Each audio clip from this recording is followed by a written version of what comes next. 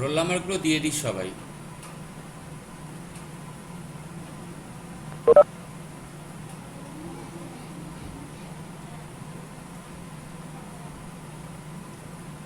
শোনা যাচ্ছে তো? হ্যালো। হ্যাঁ স্যার শোনা যাচ্ছে। ঠিক আছে।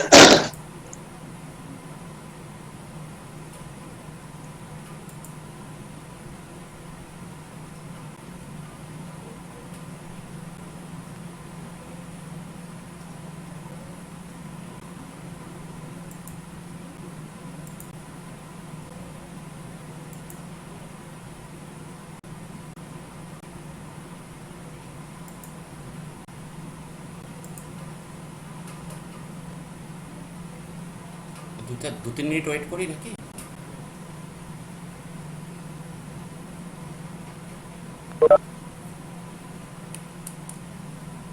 দু একজন ইন করছে তো।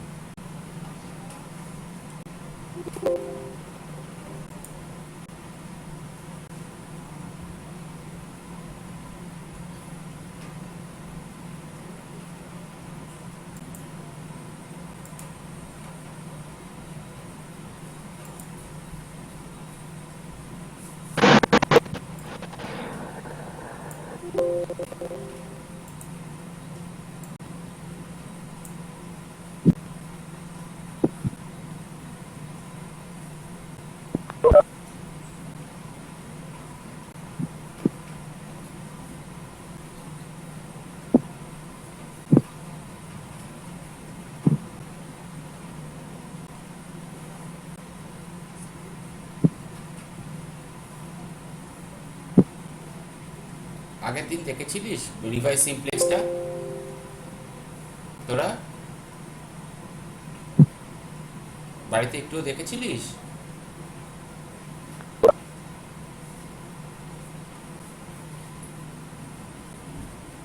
হ্যালো। দেখেছিলাম।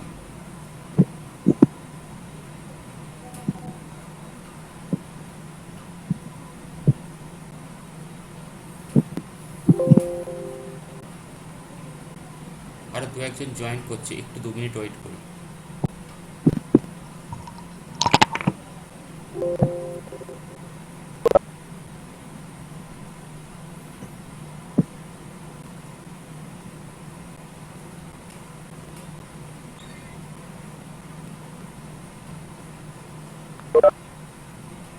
Debtanu roll number দিসনি?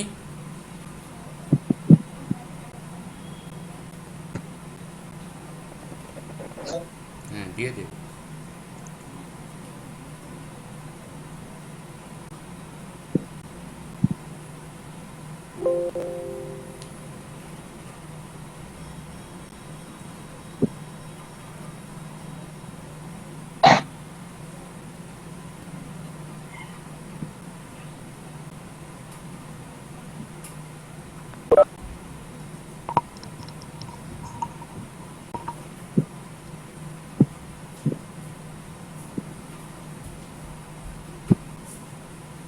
আচ্ছা, যে কটা অ্যাসাইনমেন্ট জমা পড়েছে তার মধ্যে 95% কিন্তু আবার একটা প্রবলেম করেছিস।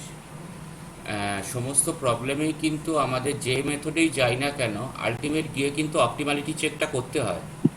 অনেকেই কিন্তু করিসনি।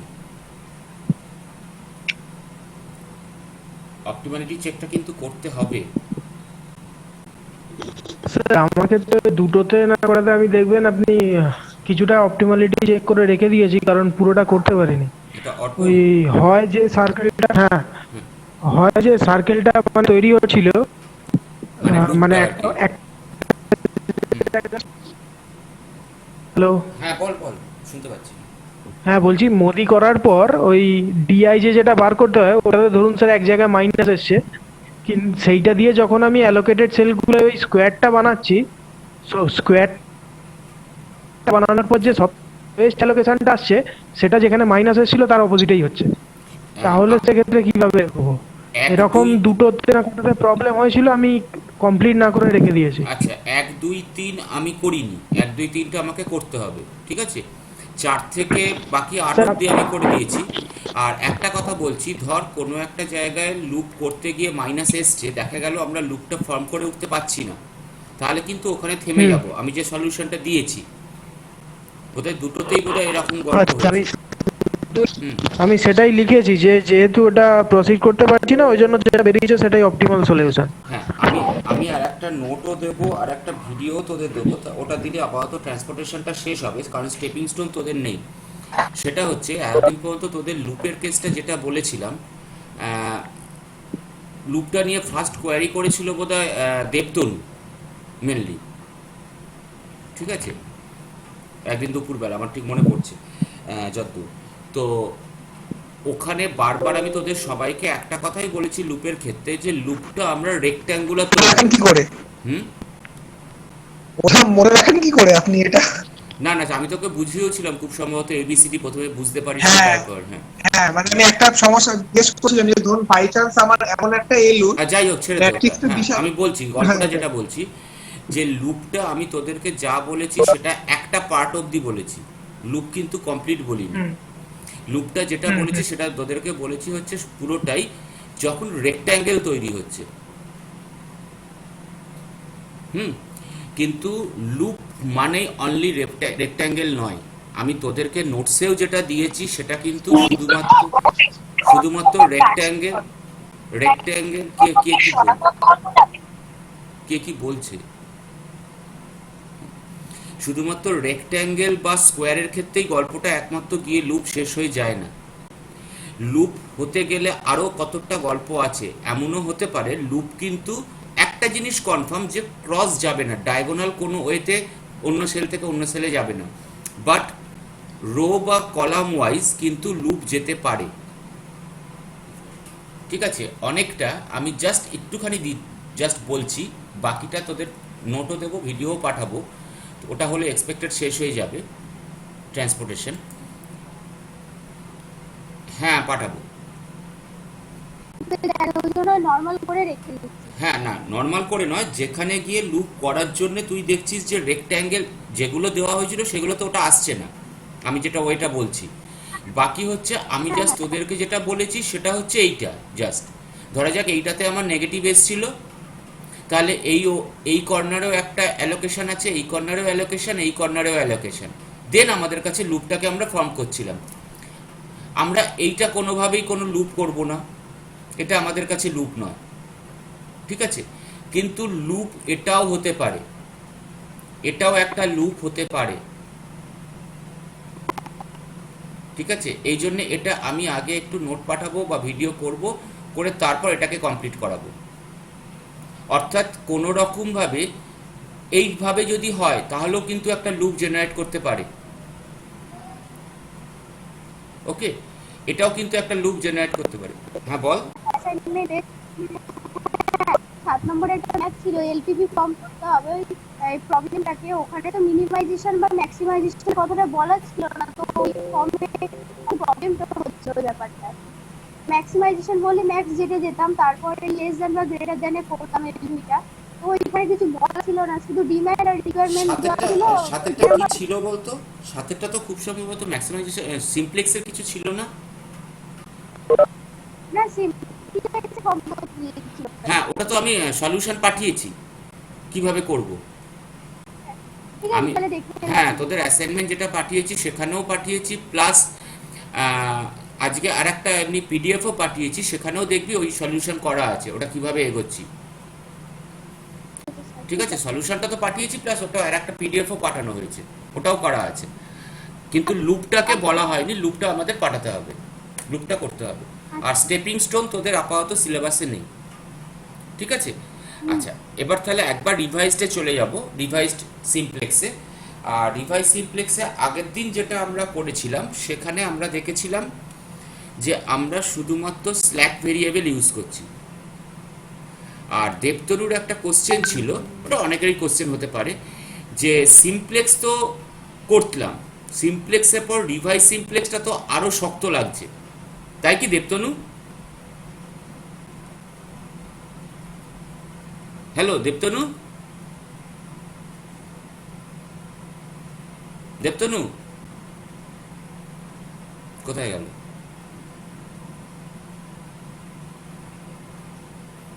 হ্যাঁ স্যার, শুনতে পাচ্ছেন? হ্যাঁ এবার শুনতে পাচ্ছি, বল তোর কোশ্চেনটা মেনলি কি ছিল এবার বল। কোশ্চেনটা মানে তখন প্রথম বলছিলাম বলে একটা মানে ওই যে ধরুন স্যার ম্যাট্রিক্সটা মানে একটু বড়, মানে আপনি যে এখানে যে লুপের এক্সাম্পল গুলো দিচ্ছেন সেগুলো কি হচ্ছে মানে চারটা কর্নারে গিয়ে শেষ হয়ে যাচ্ছে। না না, আমি লুপের মানে বলছি কোশ্চেন না, মানে আমি লুপেরটা বলছি না, লুপটা পরে বলবো, লুপ তো আমাদের এখনো কমপ্লিট ও। হয়নি, লুপটা আমরা যাব। আমি বলছি রিভাইজড এর ক্ষেত্রে আগের দিন তোর একটা কোশ্চেন ছিল রিভাইজ, যে না আমার কিছু কোশ্চেন ছিল না। হ্যাঁ তুই কোশ্চেন করেছিলিস, সেটা হচ্ছে যে রিভাইজড, কোনটা বলুন? হ্যাঁ যে রিভাইজড সিমপ্লেক্সটা কেন করব। সেইটা প্রবলেম তো নয় সেটা আমি হচ্ছে আপনি প্রবলেমের উপর কিছু বলছেন, না যে একটু আগে বললেন যে পার্টিকুলারলি হ্যাঁ। প্রত্যেকের জন্যই বলছি কথাটা। আমরা আগের দিনও দেখেছি রিভাইজ সিমপ্লেক্স করতে গিয়ে আমাদের দুটো ওয়েতে যেতে হচ্ছে। একটা ওয়ে আমরা করেছিলাম যেখানে শুধুমাত্র স্ল্যাক ভেরিয়েবলটা ইউজ করছি, কোনো রকম আর্টিফিশিয়াল ভেরিয়েবল বা সারপ্লাস ভেরিয়েবল আমরা ইউজ করিনি। ওকে, এবার পার্টিকুলারলি সিমপ্লেক্স তো একটা প্র্যাকটিসে একটুখানি হয়ে গেছে, তাহলে সিমপ্লেক্সের পর রিভাইজ সিমপ্লেক্স দেখতে গিয়ে মনে হচ্ছে যে প্রবলেমটা তো আরো অনেক বড় হয়ে গেল, আরো অনেক কমপ্লিকেটেড হয়ে গেল। পার্টিকুলারলি সেটা নয়, যদি তোরা প্র্যাকটিসে করতে যাস, আমরা এরপরে আজকেও বোধহয় একটা যখন অ্যাসাইনমেন্ট দিয়েছি একটা রিভাইজ সিমপ্লেক্স দিয়েছি, আমি এখানে বোঝানোর জন্যে জিনিসটা এতটা বড় লেগেছে। পার্টিকুলারলি কিন্তু রিভাইজ সিমপ্লেক্স অনেক মানে বলতে গেলে কম, ক্যালকুলেটিভ দিক থেকে অনেকটাই কম, অনেকটা কম লেবোরাস। তার একটাই কারণ, সেটার জন্যই কিন্তু টাইম অ্যান্ড স্পেসটাকে সলভ করার জন্যই কিন্তু রিভাইজ সিমপ্লেক্স আনা হয়েছে।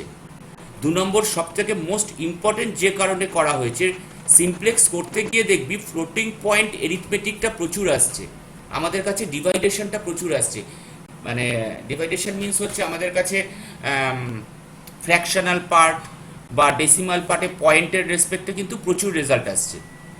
সেই জিনিসটা কিন্তু আমাদের রিভাইজডে অনেক কম, ঠিক আছে? আর এটার জন্যই এটাকে যে ওয়েতে যাওয়া হয় সেটা হচ্ছে আমরা একটা ম্যাট্রিক্স ফর্ম তৈরি করে যাই।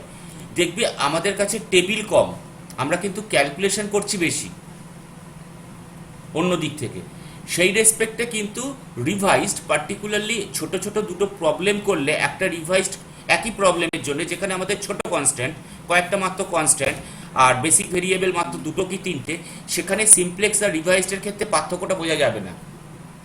মেনলি পার্থক্যটা বোঝা যাবে যেমন একটু আগে শ্রীমন্তী বলছিল, ঠিক সেই জায়গাটাতেই যে আমরা যখন একটা ট্রান্সপোর্টেশন প্রবলেমকে যখন এলপিপিতে ট্রান্সফর্ম করছি তখন কিন্তু আমাদের কাছে বেসিক ভেরিয়েবল তৈরি হয়ে যাচ্ছে, যে কটা সেল আছে, যে কটা সেল সেই কটা কিন্তু বেসিক ভেরিয়েবল, তার উপরে কিন্তু কনস্ট্যান্ট। তাহলে ভেবে দেখ, যদি একটা 3x3 ম্যাট্রিক্সও হয় ট্রান্সপোর্টেশনে, আমাদের কাছে কিন্তু 9টা বেসিক ভেরিয়েবল। তখন সেটা যদি সিমপ্লেক্সে করতে যাস, আলটিমেট কিন্তু ক্যালকুলেশন চলে যাবে বিশাল বড় জায়গায়। সেইটাকে কমানোর জন্যই ম্যাট্রিক্স ফরম্যাটে এনে রিভাইজ সিমপ্লেক্স কিন্তু তখন অনেক ভালো কাজ করবে, সেখানেই কিন্তু টাইম আর স্পেসটা কিন্তু অনেক বেটার কাজ করবে। আর সেটার জন্যই কিন্তু রিভাইজ সিমপ্লেক্স আসা, কারণ এখানে আমরা ম্যাট্রিক্স ফর্ম তৈরি করে যাচ্ছি। আমরা যদি আগের দিনের কথাটাও একটু ভাবি, সেখানে কিন্তু দেখবি আমরা খালি ম্যাট্রিক্স ফর্ম তৈরি করতে করতে যাচ্ছিলাম, ঠিক আছে? আমি এগুলো আরেকটা ছোট্ট নোট পাঠাবো এটার, তারপর ওটাকে আরেকটু যদি কোয়ারি থাকলে জিজ্ঞেস করা যাবে, আলোচনা করা যাবে। তো নেক্সট আমরা চলে যাচ্ছি, আগের দিনের কথাটা মনে আছে যে রিভাইজ সিমপ্লেক্সে যখন আমরা যাচ্ছি আমরা দেখেছিলাম একটা, সেটা হচ্ছে স্ট্যান্ডার্ড ফর্ম 1 আগের দিন যখন গেছিলাম। আর সেখানে কোনটা ইউজ করেছিলাম, সেখানে একমাত্র ইউজ করেছিলাম যেটা, সেটা হচ্ছে স্ল্যাক ভেরিয়েবল। আমরা আরেকটা পার্ট হচ্ছে স্ট্যান্ডার্ড ফর্ম 2তে যাব, যখন আমাদের কাছে হয় আমরা সারপ্লাস ভেরিয়েবল ইউজ করব বা আমাদের সঙ্গে তার সঙ্গে আর্টিফিশিয়াল ভেরিয়েবল। আগের দিনই সৌরভও একটা কোশ্চেন করছিল স্ল্যাক আর সারপ্লাস, তাই তো সৌরভ? আমরা যখন এখানে থাকব রিভাইজ সিমপ্লেক্সে যাব, আমাদের কি করতে হবে? মিনিমাইজেশন থাকলে আমাদের ফার্স্ট স্টেপ হচ্ছে আমাদের ম্যাক্সিমাইজেশনে যেতে হবে। আগের দিনের প্রবলেমটা মেবি ম্যাক্সিমাইজেশন ছিল, তাই আমাদের আর কিছু করতে হয়নি। কিন্তু এখানে দেখ যে প্রবলেমটা আমরা দিয়েছি সেটা হচ্ছে minimisation of Z is equal to x1 plus 2x2। তাহলে ফার্স্ট স্টেপই হচ্ছে আমাদের এটাকে ম্যাক্সিমাইজেশন জেড ড্যাশ বলে আর একটা আমাদের ভেরিয়েবল ডিক্লেয়ার করলাম, জেড ড্যাশে যেতে হবে। এবং যেহেতু আমার মিনিমাম থেকে ম্যাক্সিমামে গেছি, প্লাসগুলোকে মাইনাস করছি।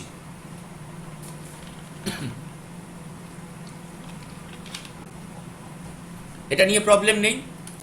নেক্সট, আগের দিন যে প্রবলেমগুলো আমরা করেছিলাম সবকটাতেই কিন্তু আমরা যে ট্রান্সফরমেশনটা করেছিলাম সেটা হচ্ছে লেস দ্যান, সব লেস দ্যানে নিয়ে গেছিলাম, যার ফলে আমাদের কাছে স্ল্যাক ভেরিয়েবলগুলো ইন্ট্রোডিউসড হয়েছিল। এই মুহূর্তে যদি কনস্ট্যান্টগুলোর দিকে তাকিয়ে দেখ, আমাদের কাছে দুটোই হচ্ছে প্লাস। আর প্লাস যখনই গ্রেটার দ্যান, আর যখনই গ্রেটার দ্যান আছে তখনই কিন্তু আমরা কি ইন্ট্রোডিউস করাবো? দুটো ভেরিয়েবল, একটা হচ্ছে সারপ্লাস আর আরেকটা হচ্ছে আর্টিফিশিয়াল। যদি নর্মাল সিমপ্লেক্সও মনে থাকে তাহলে সেখানে কিন্তু মনে রাখা উচিত যে যদি লেস দ্যান থাকতো, লেস দ্যান ইকুয়াল টু, তাহলে শুধুমাত্র একমাত্র আমরা স্ল্যাক ভেরিয়েবল ইন্ট্রোডিউস করতাম। কিন্তু যখনই গ্রেটার দ্যান ইকুয়াল টু তখনই কিন্তু আমাদের কাছে শুধু সারপ্লাস নয়, আমাদের কাছে কিন্তু আর্টিফিশিয়াল ভেরিয়েবলও ইন্ট্রোডিউসড হতো। তার আর একটা বড় পার্ট ছিল যে আর্টিফিশিয়াল ভেরিয়েবলের যদি কোএফিসিয়েন্টটাকে আমরা একটা বিগ এম নিতাম, সেটা আলাদা একটা মেথড। এখানেও তাহলে যেহেতু আমাদের কাছে গ্রেটার দ্যান ইকুয়াল টু রয়েছে, তাহলে আমরা গ্রেটার দ্যানেই রাখবো। এবং গ্রেটার দ্যানে রাখতে গিয়ে ফার্স্ট স্টেপ হচ্ছে আমরা মিনিমাইজেশন থেকে ম্যাক্সিমাইজেশনে গেলাম, যার ফলে এটাকে মাইনাস করা হলো, এটাকেও মাইনাস করা হলো। নেক্সট, এই কনস্ট্যান্ট দুটোর দিকে তাকা, ইকুয়েশন নাম্বার 2 আর ইকুয়েশন নাম্বার 3, এই দুটো। এখানে কি আছে? 2x1 plus 5x2 greater than equal two. তাহলে ইকুয়েশন নাম্বার 2 এ 2x1 প্লাস 5x2 যেহেতু গ্রেটার দ্যান আমরা ইকুয়াল টু করবো, তাই একটা সারপ্লাস করা হলো, সেটা হচ্ছে s1, আর একটা আর্টিফিশিয়াল নেওয়া হলো যেটা হচ্ছে a1 plus. Same as for the second কনস্ট্যান্টের জন্য আমাদের থার্ড রো, সেটা হচ্ছে x1 প্লাস x2, আর একটা সারপ্লাস ভেরিয়েবল মাইনাস হলো, একটা আর্টিফিশিয়াল ভেরিয়েবল প্লাস হলো, ইকুয়াল টু এটাতে 2, এটাতে 6। হ্যালো, আচ্ছা সবাই শুনতে পাচ্ছিস, বুঝতে পারছিস এই অবধি?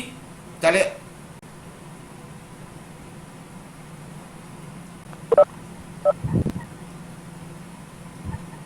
আমার কাছে চ্যাট বক্স ওপেন নেই, একটু মুখে একজনকেও বলতে। হ্যাঁ, শোনা যাচ্ছে তো? সব পরিষ্কার পাওয়া যাচ্ছে তো? হ্যাঁ স্যার।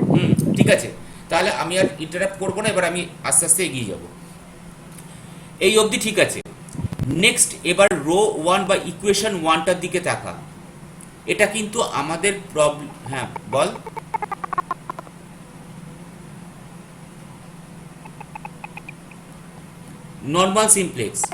নর্মাল সিমপ্লেক্সে যদি আমার লেস দ্যান ইকুয়াল টু থাকে সেটাতে স্ল্যাক শুধু, আর যদি গ্রেটার দ্যান ইকুয়াল টু থাকে তখন আমাদের কাছে সারপ্লাসও ঢোকে, তার সঙ্গে আর্টিফিশিয়ালও ঢোকে। এবার যেহেতু এখানে আমার গ্রেটার দ্যান রয়েছে, ইকুয়েশন 2 এর দিকে তাকা, সেটা কোনটা? Constant number 1, 2x1 plus 5x2 যা আছে, যেহেতু গ্রেটার দ্যান আছে আমরা সারপ্লাসটাকে মাইনাস করলাম, আর্টিফিশিয়াল একটা আর্টিফিশিয়ালকে অ্যাড করলাম, দুটো ভেরিয়েবল এলো। সেকেন্ড কনস্ট্যান্টে প্লাস x1 প্লাস x2, আর একটা সারপ্লাস এখানে মাইনাস হলো, আর একটা আর্টিফিশিয়াল ভেরিয়েবল প্লাস হলো। ঠিক আছে? এইবার ফার্স্ট ইকুয়েশনটার দিকে দেখা, টাকা, এখানে কিন্তু এটা কোথাও নেই আমাদের প্রবলেমে। এটা কোত্থেকে আমরা পাচ্ছি? এটা পাচ্ছি কিন্তু এই দুটো ইকুয়েশন 2 আর 3 থেকে। জাস্ট অ্যাড করছি 2x1 প্লাস x1, অ্যাড করলে কি হয়? Plus 3x1, 5x2 plus x2, add করলে কি হয়? 6x2 প্লাস, এখানে কোথাও s1 নেই, এখানে s1 নেই, সেকেন্ডেরটা s1 নেই, প্রথমটায় s2 নেই। একটু তাকিয়ে দেখ, এটা যেটা আমার কাছে প্লাস 3x1 ছিল, এখানে সেটাকে লেখা হচ্ছে মাইনাস 3x1। প্রথমটায় ছিল, এটা অ্যালগোরিদম, এটা অ্যালগোটা করাই হচ্ছে এভাবে, ঠিক আছে? এ দুটোকে অ্যাড করে যেটা আমার কাছে আসছে, আজকে যদি এটা মাইনাস আসতো তাহলে এটা কিন্তু প্লাস হতো। এটা যেহেতু প্লাস এসছে, এটা তাই মাইনাস হবে। এখানেও প্লাস আছে, এটা মাইনাস হবে। নেক্সট তাকিয়ে দেখ, এ দুটোকে অ্যাড করলে আমার কাছে কি কি আসছে? Minus s1 minus s2। তাহলে এখানে আমাদের কাছে প্লাস s1 প্লাস s2, যেহেতু দুটোই মাইনাস, আমাদের অপোজিট সাইন প্লাস s1 আর প্লাস s2। নেক্সট এ দুটোতে আমাদের কাছে কি আসছে? Plus a1 plus a2। তাহলে এ দুটোকে হিসেব করলে আমাদের এখানে আসার কথা সেটা হচ্ছে মাইনাস a1 প্লাস a2, যেটাকে একসাথে আমরা ধরে নিচ্ছি a3। অর্থাৎ a3 মানে হচ্ছে minus of a1 plus a2। এই অবধি ঠিক আছে? বুঝে আছিস? দেখ, কারো কোনো কোশ্চেন থাকলে বল।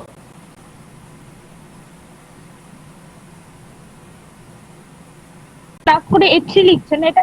না না না না, a1 a2 কে অ্যাড করলাম, অ্যাড করে কিন্তু আমার এখানে লেখার কথা minus of a1 plus a2। যেহেতু দুটোই প্লাস ছিল, আমাদের কিন্তু প্লাস করে এখানে অপোজিট সাইন হয়ে যাওয়ার কথা।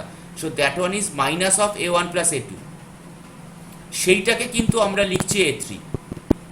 আমরা কিন্তু a3 মানে হচ্ছে minus of a1 plus a2, ঠিক আছে? আর এখানে যদি আমরা দুটোকে অ্যাড করি তাহলে দুটো অ্যাড হয়ে হয় প্লাস 8, সেটা এখানে হয়ে যাচ্ছে মাইনাস 8। অর্থাৎ আমাদের কনস্ট্যান্ট যে কটা আছে এই মুহূর্তে, সব কটা কনস্ট্যান্টকে অ্যাড করব। অ্যাড করে তার যে সাইন আসবে, সেই সাইনের অপোজিট সাইনটাকে আমরা ওখানে নিয়ে যাব ফার্স্ট কনস্ট্যান্ট হিসেবে, ফার্স্ট ইকুয়েশন হিসেবে। আর যে কটা আর্টিফিশিয়াল ভেরিয়েবল আছে, সাপোজ আমাদের কাছে আজকে 3টে কনস্ট্যান্ট ছিল, তার রেসপেক্টে হয়তো আমাদের কাছে আসতো একটা a1, একটা a2, একটা a3।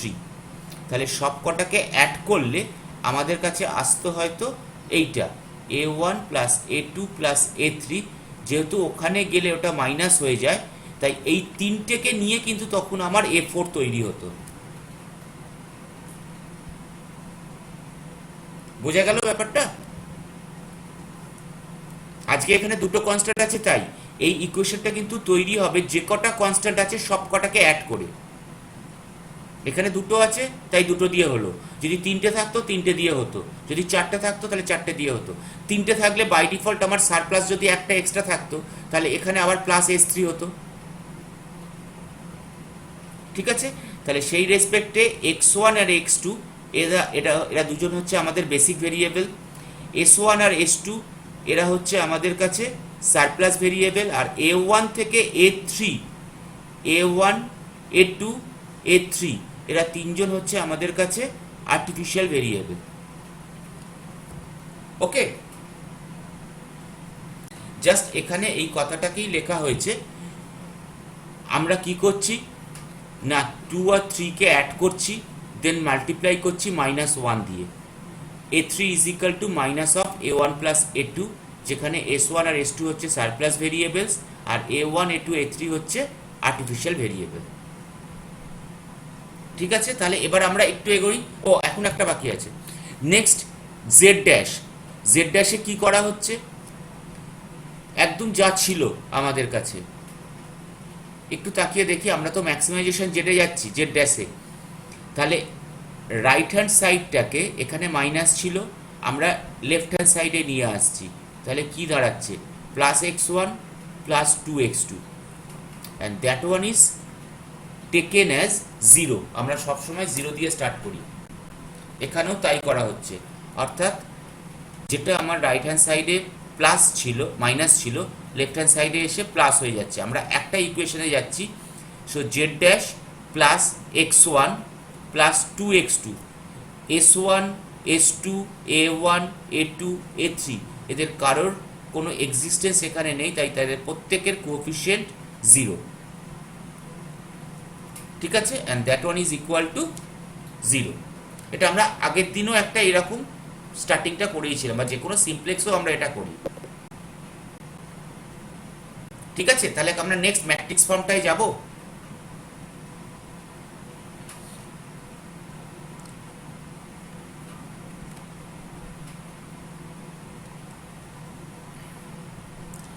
ম্যাট্রিক্স ফর্মটায় যখন যাচ্ছি, ম্যাট্রিক্স ফর্মে আমাদের কাছে যে কটা ভেরিয়েবল আছে সব কটা ভেরিয়েবলকে আমরা একটা আলাদা করে লিখছি, A0, A1, A2, A3, A4, A5, A6, A7। তাকিয়ে দেখ, A0 ডিনোট করছে জেডকে, A1 ডিনোট করছে X1কে, A2 ডিনোট করছে X2কে, A3 S1কে, A4 S2কে, A5 A3। ভালো করে দেখ, এটা কিন্তু A3 প্রথমে যেটা লেখা হয়েছে, তার একটা কারণ আছে। A6 হচ্ছে তারপরে আর্টিফিশিয়াল ভেরিয়েবল A1, A7 হচ্ছে A2। প্রত্যেকটার মাথায় দেখ একটা করে 2 আছে। কেউ কি বলতে পারবে কেন 2? এনিওয়ান? আগের দিনেরটায় কি ছিল? রিভাইজড স্ট্যান্ডার্ড ফর্ম 1-এ, রিভাইজড স্ট্যান্ডার্ড ফর্ম 1-এ কিন্তু আমরা লিখছিলাম কথাটা, দ্যাট ইজ A1 1, A2 1, বা এটাকে আমরা লিখছিলাম বিটা 1 1। ঠিক সেই জিনিসটাই কিন্তু এখানে, যেহেতু আমরা স্ট্যান্ডার্ড ফর্ম 2-তে আছি, তাই এটাকে লিখছি 2 হিসেবে। কটা ভেরিয়েবল আছে আমাদের কাছে? জেড ড্যাশ থেকে শুরু করে x1, x2, s1, s2, a1, at, a3 সব কটা। এইবার একটু ইকুয়েশনটার দিকে তাকা। ইকুয়েশনটার দিকে যদি তাকাই, প্রথমে z1 এর কোএফিসিয়েন্ট কত? 1। বাকিগুলোতে জেড ড্যাশ নেই, তাই তার কোএফিসিয়েন্ট প্রত্যেকটার ক্ষেত্রে কত? 0। ফার্স্ট জেড A0 ডিনোট করা হচ্ছে, সেটা হচ্ছে জেড ড্যাশের জন্য, এটা জেড ড্যাশ হবে। তাহলে 1 0 0 0। নেক্সট A1 ডিনোট করছে কাকে? x1 কে। x1 এর দিকে যদি তাকাই, এটা 1, তারপরেরটা -3, তারপরেরটা 2, তারপরেরটা 1। ঠিক সেটাই এখানে লেখা হয়েছে, 1 -3 2 1। A2 হচ্ছে আমাদের কাছে x2, তাহলে এখানে আসছে কত? 2 -6 5 1, 2 -6 5 1। নেক্সট কোনটা আছে আমাদের কাছে? সেটা হচ্ছে S1। S1 এর জন্য প্রথমটায় কত? 0, তারপরেরটায় কত? 1, তারপরেরটায় কত? নেই, তার মানে 0, তারপরেরটাতেও নেই, না সরি এখানে আছে -1, তারপরেরটায় কত? নেই, 0। তাহলে এখানে কি আসছে? 0 1 -1 0। আবার একবার বলছি, এটাতে নেই 0, এটাতে আছে 1, এটাতে -1, এটাতে নেই, তাই 0। তারপরের A4 কত? সারপ্লাস। S2 প্রথমটায় 0, তারপরেরটায় 1, তারপরেরটায় নেই, 0 1 0 -1, 0 1 0 -1। এখানে লেখা হয়েছে A3, যেটা আমাদের কাছে ফার্স্ট দুটোকে অ্যাড করে করা হয়েছে, সেটাকে কিন্তু আগে লেখা হচ্ছে। তারপরে কিন্তু লেখা হচ্ছে যে দুটো আমরা কনস্ট্যান্টের রেসপেক্টে ইউজ করেছিলাম। A3 রেসপেক্টও আমাদের কাছে সেটাই আসছে 0 1 0 0। ঠিক এখান থেকে তাকালে প্রথমটায় নেই তাই 0, সেকেন্ডেরটায় আছে তাই 1, তার পরেরটায় নেই তার পরেরটায় নেই, তাহলে 0 1 0 0 0 1 0 0। নেক্সট আর্টিফিশিয়ালের রেসপেক্টে 0 0 1 0, তার পরেরটাই হচ্ছে 0 0 0 1। দুটো E1 আসছে। আমরা যখন ফার্স্ট ডিভাইসটায় গেছিলাম তখন আমাদের কাছে এসছিল হচ্ছে একটা E1, এখানে কিন্তু দুটো E1। একটা হচ্ছে জেড ড্যাশের জন্যে, যেটা আমাদের আগেরটাই ছিল ফার্স্ট ফর্মটায়, স্ট্যান্ডার্ড ফর্ম 1-এ, আর এখানে আমাদের কাছে এই যে লাস্ট আর্টিফিশিয়াল ভেরিয়েবলটা নেওয়া হলো সেটার জন্য আর একটা E2। নেক্সট বিটা 1 আর বিটা 2 এই দুটোকে নেওয়া হচ্ছে আর্টিফিশিয়াল ভেরিয়েবলের জন্য। ওকে, তাহলে বারবার এখানে বলছি দুটো E1 আর E2 আর একটা বিটা 1 আর একটা বিটা 2, আর তারপরে যেটা আমাদের ফাইনাল রেজাল্ট 0 8 6 2 0 8 6 2। এবার বল এই অবধি কারোর কোনো কোয়ারি আছে কিনা?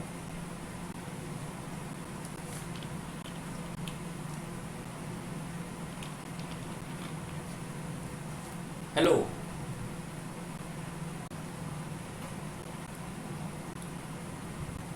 হ্যালো, না স্যার নেই। না থাকলে ঠিক আছে, সবাই বুঝতে পেরেছিস তো এই অবধি? আমি আমি ক্লাস শেষ হয়ে গেলেই আমি এটা নোট পাঠাবো, এটাকে জাস্ট পিডিএফ পাঠাবো, না হলে এটা ভুলে যাবে। বলছি স্যার, বল। স্যার একটা ছোট্ট কোশ্চেন, হুম। সেটা হচ্ছে আগেরটা যেটা করেছিলাম সেটা আমরা ম্যাক্স সেটাই উপরই করেছি, রাইট? স্ট্যান্ডার্ড ওয়ানটা যেটা করেছি ম্যাক্স এর উপর করে আমাদের মিন দেওয়া থাকলে ম্যাক্সে কি করে করবো স্ট্যান্ডার্ড?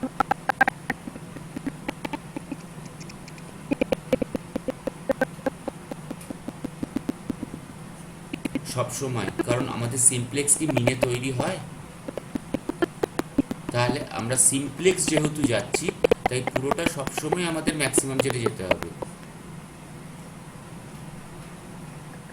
ঠিক আছে, এবার দুটো ফর্ম এই কারণে, যদি আমরা কনস্ট্যান্ট লেস দ্যানে যাই তাহলে শুধু স্ল্যাক ইউজ হবে, আর যদি গ্রেটার দ্যানে যাই তাহলে আমাদের সারপ্লাস ইউজ করতে হবে। এবং যখন আমরা গ্রেটার দ্যান আছে যে কোনো সিমপ্লেক্সেও কিন্তু সারপ্লাসের সঙ্গে একা সারপ্লাসকে রাখতাম না, তার সঙ্গে আর্টিফিশিয়ালকেও রাখতাম। তাই এখানে আমাদের যেহেতু গ্রেটার দ্যানে যাচ্ছি, গ্রেটার দ্যান ইকুয়াল টুতে, তাই আমাদের সারপ্লাসের সঙ্গে আর্টিফিশিয়ালটাকেও রাখতে হবে। ঠিক আছে, টেনাসিটি রাখতে হবে আজকে এইটাতে, কারণ বড় প্রবলেম 5 পাতার, এখনো সবে 1 পাতায় কমপ্লিট হয়েছে। আমি সেই জন্য প্রথমেই বলছি একটু মেন্টাল প্রিপারেশন নেই, কারণ সেই জন্য আমি এটা বানিয়েওছি ইচ্ছা করে কোশ্চেনটাকে। ওকে, সো এই অবধি এলো দিয়ে আমরা কিন্তু এইবার যেটা লিখব সেটা হচ্ছে ফেজ 1। এটার দিকে তাকালে এই টেবিলটা, লাস্ট যে টেবিলটা আমরা করেছিলাম ওটা অনেকটা সেটার মতোই। ফেজ 1, ফেজ 1-এর দিকে তাকালে ফার্স্ট ওয়ান হচ্ছে কি আমাদের কাছে, যেটা হচ্ছে বেসিক ভেরিয়েবল। এবং যদি আমরা স্ট্যান্ডার্ড ফর্ম 1-এর কথা মনে রাখি তাহলে সেখানে আমাদের কাছে প্রথমে থাকতো জেড ড্যাশ, তারপরে ঢুকতো কোনগুলো, সেগুলো হচ্ছে স্ল্যাক ভেরিয়েবলগুলো, স্ল্যাক 1, স্ল্যাক 2, স্ল্যাক 3 এইভাবে ঢুকতো। এখানে কিন্তু ফার্স্ট ঢুকবে আর্টিফিশিয়াল ভেরিয়েবলগুলো। যদি আমরা আবার সেই সিমপ্লেক্সের কথা মনে করি, সেখানেও কিন্তু আমাদের টেবিলে প্রথমে কোনগুলো ঢুকতো, আর্টিফিশিয়াল ভেরিয়েবলগুলো। এখানেও ঠিক তাই, অর্থাৎ প্রথমেই আমরা বেসিক ভেরিয়েবল হিসেবে জেড ড্যাশ আর A3 A1 A2, প্রথমে দেখ কোনটাকে লেখা হয়েছে A3। আবার বলছি A3 কিন্তু আগে লেখা হয়েছে, A1 A2 A3 করে নয়, A3 A1 A2, অর্থাৎ যেটা তৈরি করা হলো। নেক্সট E1 লেখা হলো, E2 লেখা হলো। আমি এখানকার সঙ্গে কম্প্যারিজনে যাব। E1 E2 লেখা হলো, বিটা 1 বিটা 2, অর্থাৎ এইবার যে দুটো আর্টিফিশিয়াল ছিল সেই দুটো আর্টিফিশিয়ালকে লেখা হলো। এইটা হচ্ছে আমাদের ম্যাট্রিক্স B2 ইনভার্স। ঠিক আছে, দেখ এটার সঙ্গে সঙ্গে আমি এখানে লিখেও রেখেছি এই জন্যে গ্রিন কালার দিয়ে জেড ড্যাশ, এটা A3, এটা A1, এটা A2। এবার যদি একটু B2 ইনভার্সের দিকে তাকিয়ে দেখিস ভালো করে দেখ, এটা কিন্তু কি টাইপের ম্যাট্রিক্স, একটা ইউনিট ম্যাট্রিক্স 1001 সরি 1000 0100 0010 0001, পুরোপুরি একটা ইউনিট ম্যাট্রিক্স, এবং এটাকে ফর্ম করানোই হচ্ছে ওইভাবে। সেই জন্যেই কিন্তু A3টাকে আগে লিখতে হবে এবং ওটা ধরেই আমাদের মেন কাজ, প্রথম স্টার্ট। নেক্সট XB, যেটা আমাদের কাছে এইটা এসছে, that is our XB 0 -8 6 2। Next আগের দিনও করেছিলাম অ্যাডিশনাল টেবিল। এখানে আমাদের কাছে শুধু বেসিক ভেরিয়েবল দুটো নেই, x1 x2 এর সঙ্গে আরও দুটো ভেরিয়েবল আছে, দুটো surplus, x1 x2 s1 s2। ঠিক তাদের যা ভ্যালু, দেখ এটা হচ্ছে আমার a1, এটা হচ্ছে আমার a2, ঠিক আছে, আর s1 s2 এখানে যেটা দেওয়া আছে ঠিক সেই দুটো হচ্ছে s1 s2। ঠিক এইটা হচ্ছে আমার অ্যাডিশনাল টেবিল, জাস্ট কোনো ডিফারেন্স নেই এটা। ওকে, একদম এই ম্যাট্রিক্স থেকে আমরা এখানে পেয়ে গেলাম। নেক্সট একটা ভ্যালুর দিকে আমাদের তাকাতে হবে, সেটা হচ্ছে যে এই যে A3টা রয়েছে, এই A3-র ভ্যালু XB-তে কি আছে, XB-তে কি আছে, মাইনাস। যদি আমাদের কাছে A3 মাইনাস থাকে দেন প্রসিড করতে হবে, দেন চলছে, ক্যালকুলেশন চলবে। যদি A3 is equal to positive হয়ে যায় দেন আমরা ওখানে টার্মিনেট করব। যদি নেগেটিভ থাকে তাহলে আমরা প্রসিড করব, যদি প্লাস হয়ে যায় তাহলে টার্মিনেট করব। আদারওয়াইজ যদি A3 আমাদের কাছে 0 হয় তাহলেও কিন্তু ফেজ 2তে ঢুকবো। এখানে তাকিয়ে দেখ ফেজ 1-এ আছি, যদি A3 0 হয় তাহলে কিন্তু ফেজ 2তে ঢুকতে হবে, সেটা পরের দেখা যাবে। আপাতত এখন আমাদের কাছে কি আছে, দ্যাট ইজ নেগেটিভ। তাহলে আমাদের কাছে ইটারেশন 1 আমরা প্রথম শুরু করছি। যেহেতু নেগেটিভ আছে তাই ইটারেশন 1 আমরা কি ক্যালকুলেশন করব, ডেল জেড, ডেল জে। মনে আছে আগের দিন ডেল জে ছিল, এবং সেখানে ডেল জে যেটা ছিল স্ট্যান্ডার্ড ফর্ম 1-এ, সেখানে কিন্তু সেকেন্ড রো বলে কথাটা ছিল না, সেটা কিন্তু ছিল হচ্ছে ফার্স্ট রো এর উপরে, এবং সেটা ছিল হচ্ছে জেডের ফর্মের উপরে। এখানে কিন্তু আমাদের কাছে কোন ফর্মটা, সেটা হচ্ছে A3-র যে ফর্মটা, সেটার উপরে কাজ হবে। So second rho of B2 inverse, এইটা হচ্ছে আমার সেকেন্ড রো যেটা আমার A3-তে আছে। তার সঙ্গে কাকে কাকে মাল্টিপ্লাই করব, প্রথমে A1, তারপর A2, তারপর A3, তারপর A4। প্রথমটা দেখা যাক। এটা যেহেতু আমার A1 আমাদের লিখতে সুবিধা হয় বলে নোটেশনে A1-কে ডেল্টা 1 লেখা হচ্ছে, A2-কে ডেল্টা 2 লেখা হচ্ছে। 0 1 0 0 ইন্টু 1 -3 2 1 1 -3 2 1। তারপরেরটা কি, ডেল্টা 2, একই রো 0 1 0 0, এখানেও তাই 0 1 0 0, আর এখানে হচ্ছে 2 -6 5 1, এখানেও তাই 2 -6 5 1। এইভাবে চারটে আমার কাছে যেহেতু আছে আমরা চারটে ফাইন্ড আউট করলাম। তার মধ্যে মিনিমাম কোনটা, দ্যাট ইজ -6, তাহলে এটা হলো আমার কাছে ডেল্টা 2। তার মানে এইটা আমার কাছে ইনকামিং ভেক্টর হিসেবে কাউন্ট হলো। ইনকামিং ভেক্টর কোনটা, A2, তার মানে কোনটা, অরিজিনালি x2।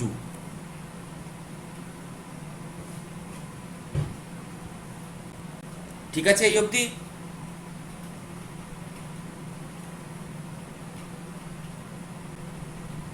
কারোর কোনো কোশ্চেন আছে? না স্যার। কি জ্বালা, একটা বোর্ড আর এটার মধ্যে যে এত ডিফারেন্স না, উফ।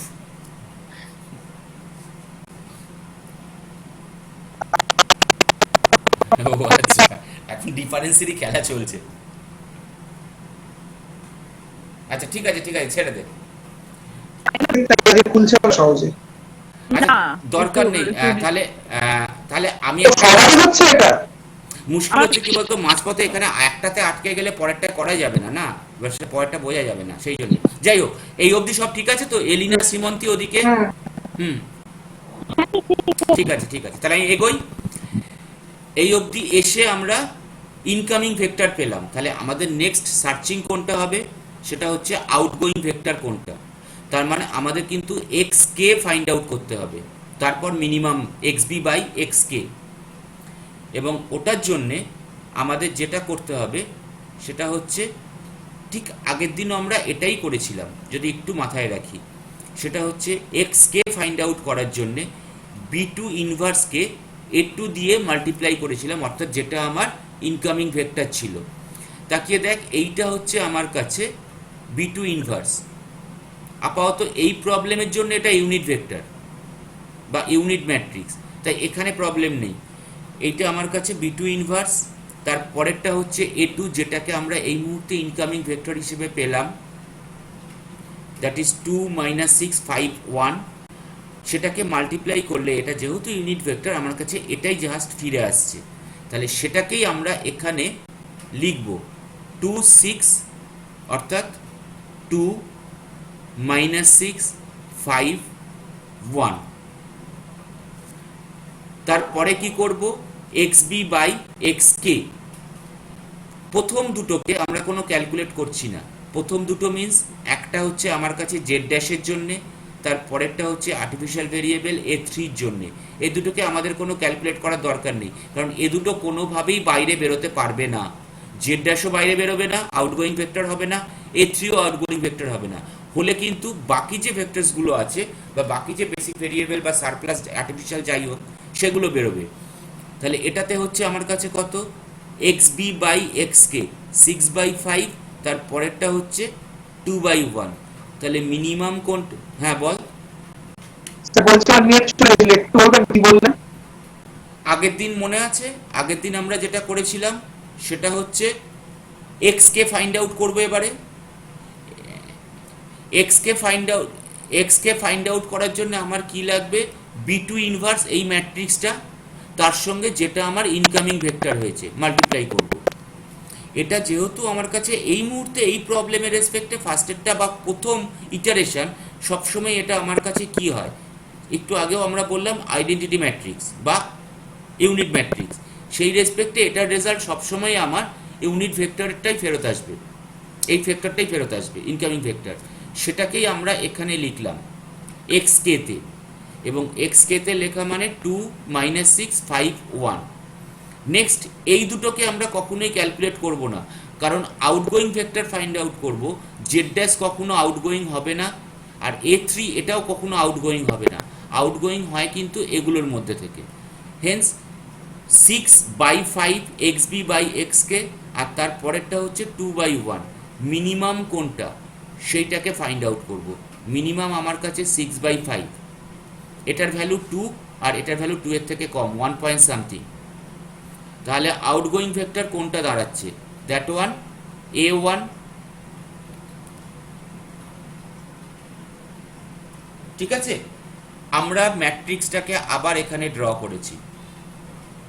যদি তাকিয়ে দেখি, এইটা আমার ইনকামিং ভেক্টর হিসেবে ঢুকেছিল -6 2 - 6 5 1। সেখান থেকে আমরা এক্স কে পেয়েছিলাম, এবং minimum x b by x k প্রথম দুটোকে ক্যালকুলেট করিনি, তারপরের দুটোকে ক্যালকুলেট করা হলো 6/5 আর 2/1। মিনিমাম কোনটা? 6/5। তাহলে আমার আউটগোয়িং ভেক্টর হচ্ছে কোনটা? That one is our outgoing vector or A1, এই আর্টিফিশিয়াল ভেরিয়েবলটা। আগের দিনও দেবতনু কোশ্চেনটা করেছিলিস, আমরা সবসময় কি এলিমেন্ট কোনটা থেকে নেব? সেটা হচ্ছে এক্স কে। তাহলে এক্স কে, এইটা আমার ইনকামিং, এইটা আমার আউটগোয়িং। তাহলে আমার কাছে ক্রসিংয়ে কোনটা থাকবে? মেনলি হচ্ছে আমার কাছে এইটা হচ্ছে আমার কাছে কি এলিমেন্ট। তাহলে কি এলিমেন্ট কোনটা দাঁড়ালো? সেটা হচ্ছে 5। ওকে, সো এইবার আমরা ঠিক সিমপ্লেক্সে যেটা করতাম সেটাও এখানে করব। এই এলিমেন্টে যা যা আছে এই রোতে সবগুলোকে আমরা এই কি এলিমেন্ট দিয়ে ডিভাইড করব, আর বাকিগুলোকে ঠিক সিমপ্লেক্সে যেটা করতাম এখানেও ঠিক সেটাই করব। নেব কোনগুলোকে? আমাদের কাছে E1 E2 এই দুটোকে নেব না, আমরা নেব β1 β2 xb, এই তিনটে নিয়ে একটা পার্ট, আর একটা পার্ট আসবে সেটা হচ্ছে xk। হেন্স ম্যাট্রিক্সটার দিকে তাকাই, এটা আমার ফার্স্টে ছিল। β1 এর দিকে যদি তাকাই, কারণ কেন β1 β2 নিচ্ছি, কারণ এ দুটো কিন্তু আমার আর্টিফিশিয়াল ভেরিয়েবলগুলো a1 a2, আর এগুলো কিন্তু আমার কাছে যেগুলো রেজাল্ট আসছে। তাহলে β1 ছিল হচ্ছে 0 0 1 0 0 0 1 0 0 0 0 1 0 0 0 1, x বির দিকে তাকাবো 0 -8 6 2 0 -8 6 2, xk 2 -6 5 1 2 -6 5 1, এটা ছিল আমার কাছে কি এলিমেন্ট। ঠিক যেটা আমরা করতাম সিমপ্লেক্সে এখানেও ঠিক তাই করছি। তাহলে এইটা হচ্ছে আমার কাছে কি rho.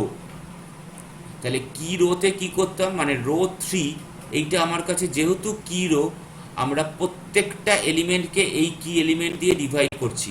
So that must be β1 এর রেসপেক্টে 1/5, এটার রেসপেক্টে 0/5, তারপরেরটার রেসপেক্টে 6/5, আর তারপরেরটার রেসপেক্টে 5/5 অর 1। তার কারণ কি, আমরা এটাকে 1 করব, বাকি তিনটেকে আমাদের টার্গেট হচ্ছে 0 করা। সিমপ্লেক্সের গল্প মনে পড়ছে, ঠিক একই জিনিস, এটাকে 1 রাখবো, বাকি তিনটেকে 0। তাহলে এটা গেল আমার থার্ড রো, চেঞ্জ হয়ে এইটা চলে আসছে 1/5 0/5 6/5 আর 1। নেক্সট রো 1 এর দিকে তাকাই, রো 1 এর রেসপেক্টে আমার কাছে তাহলে কি রেশিও কি হবে, 2/5, এটা আমার কি রেশিও 2/5। তাহলে এখানে চেঞ্জ হলে কি হবে, 0 -1 ইন্টু কি ratio 0 -1 into 2/5 or -2/5। Next 0 -0 into 2/5, so 0 0 -6 into 2/5, so that one is -12/5। By default এটা 0 হয়, যদি ক্যালকুলেটর করিস তাও আসবে 2 -5 ইন্টু 2/5, এবং এটাকে 0 করার জন্যই আমাদের কাছে এই ক্যালকুলেশনটা করা। সো এখানে রেজাল্টগুলো এলো -2/5 0 -12/5 -2/5 0 -12/5। কি 2 এর ক্ষেত্রে, রো 2 এর ক্ষেত্রে কি রেশিও চেঞ্জ হয়ে যাচ্ছে, এবার যেহেতু এটা -6/5 তাই করা হয়েছে, এবং ওই একই ওয়েতে আমাদের কাছে যে রেজাল্টগুলো আসছে +6/5 0 -4/5 6/5 0 -4/5, সেম অ্যাজ ফর রো 4, সেখানে কি রেশিও হয়ে যাচ্ছে কোনটা 1/5, ঠিক সেই রেসপেক্টে 0। তাহলে এইটা জাস্ট পুরো টেবিলটা এখান থেকে চেঞ্জ হয়ে চলে যাচ্ছে এটাতে। ওকে, দিয়ে আমরা ইটারেশন 2 তে পৌঁছবো। ইটারেশন 2 তে কি করব, এই টেবিলটাকে আমাদের কাজে লাগবে, এই ম্যাট্রিক্সটা।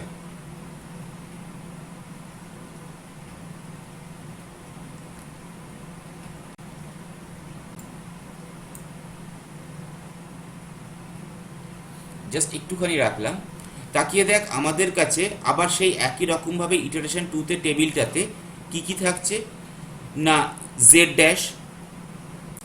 a3 z' আর a3 এ দুটোর কোনো চেঞ্জ হচ্ছে না, এ দুটো থাকছেই।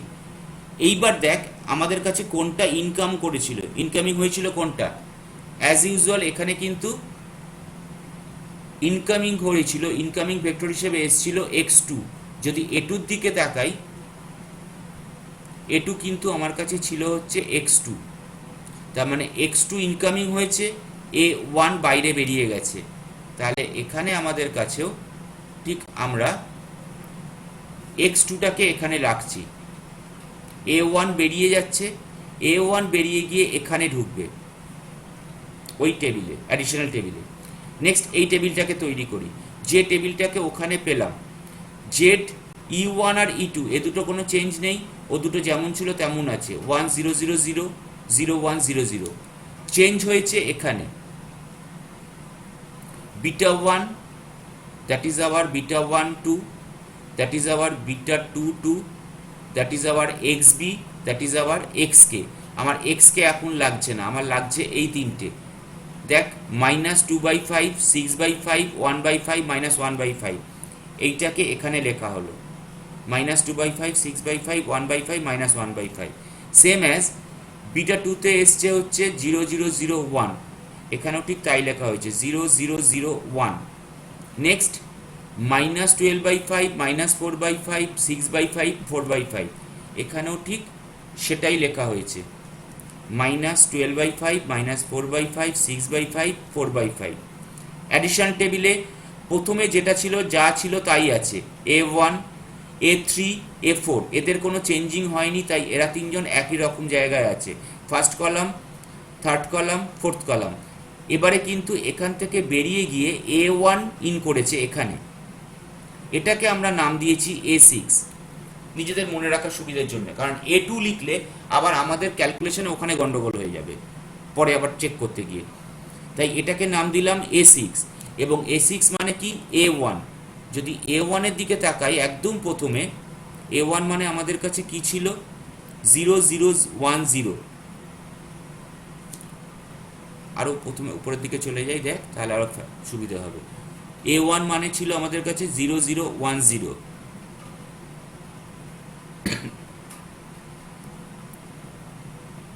জিরো জিরো 1 0, অতএব ওটাকেও এখানে তাই লেখা হচ্ছে 0 0 1 0। ঠিক আছে, নেক্সট আবার তাহলে কোনটাকে চেক করব, A3 এবং তার রেসপেক্টিভ XBর ভ্যালু কোনটা, কি এসছে। আমরা একটু আগে আরেকবার মনে করাচ্ছি, বলেছিলাম যদি আমাদের নেগেটিভ আসে দেন আমাদের প্রসিড করতে হবে, যদি আমাদের A3 পজিটিভ হয়ে যায় তাহলে আমরা টার্মিনেট করে দেব, কিন্তু যদি A3 0 হয় তখন ফেজ 2তে যাব। তাহলে যেহেতু আমার কাছে নেগেটিভ আছে তাহলে আমাদের আবার প্রসিড করতে হবে। প্রসিড করার জন্য কি, আবার সেই ডেল্টা জে, এবারেও কিন্তু ওই একই জিনিস, ডেল্টা জে মানে হচ্ছে সেকেন্ড রো, ঠিক এর যে সেকেন্ড রো ইনটু রেসপেক্টিভ প্রত্যেকটা এ। যেহেতু আমার এখানে সেকেন্ড রো হয়ে গেছে 0 1 6/5 0, তাই প্রত্যেকটা রেসপেক্টে সেটাই আসছে। শুধু নোটেশন চেঞ্জের জন্য এটাকে x6 করে দেওয়া, তাই এটাকেও ডেল্টা 6 করে দেওয়া হয়েছে। এবার এটা ইনটু এটা, এটা ইনটু এটা, সেম অ্যাজ এটা ইনটু এটা, এইভাবে চারটে ভ্যালু ফাইন্ড আউট করা হলো। চারটে ভ্যালুর মধ্যে আমার কাছে দুটো নেগেটিভ এসছে, এটা -3/5 আর এটা এসছে -1/5। মিনিমাম কোনটা, এইটা, তাহলে এইটা হচ্ছে এবার আমার কাছে ইনকামিং ভেক্টর, দ্যাট মিন্স -3/5। অর্থাৎ ভালো করে তাকালে x1 এবার আমার কাছে ইনকামিং হচ্ছে।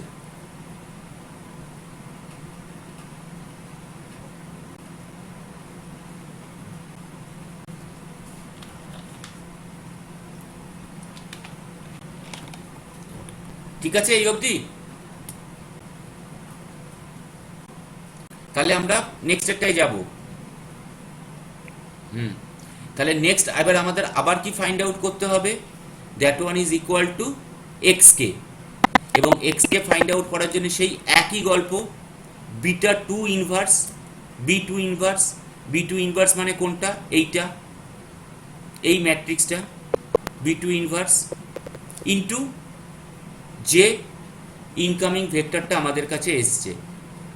অর্থাৎ একটা যদি তাকিয়ে দেখি 1 0 minus 2 0 1 0 minus 2 by 5 0 0 1 6 by 5 0 0 1 6 by 5 0 0 0 1 by 5 0 যাক তাকিয়ে দেখ থার্ড রো এর দিকে, ফোর্থ রো ওইটাই 0 0 minus 1 by 5 1, এবং আমাদের কাছে আরেকটা কোনটা লাগবে সেটা হচ্ছে যেহেতু এইটা আমার ইনকামিং ভেক্টর তাই এইটাকে আমার লাগবে, সেটা হচ্ছে 1 minus 3 2 1।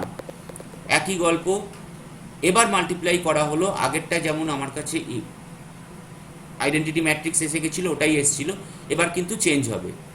চেঞ্জ হয়ে যেটা হলো সেটা আমার এক্সকে, অর্থাৎ এইখানে আমরা তখন লিখতে পারি 1 by 5 minus 3 by 5 2 by 5 আর 3 by 5। ওকে, সেম অ্যাজ আবার আমাদের minimum of x b by x k করতে হবে, প্রথম দুটো করব না, তার কারণ কি এটা আমার জেড ড্যাশ, এটা আমার A3, তার পরের দুটো করব, অর্থাৎ 6 by 5 ডিভাইডেড বাই 2 by 5, আর তার পরেরটা হচ্ছে 4 by 5 ডিভাইডেড বাই 3 by 5। যদি আমরা ক্যালকুলেট করি এটা আমার কাছে আসছে 2 আর এটা আমার কাছে আসছে 4 by 3, তাহলে মিনিমাম কোনটা?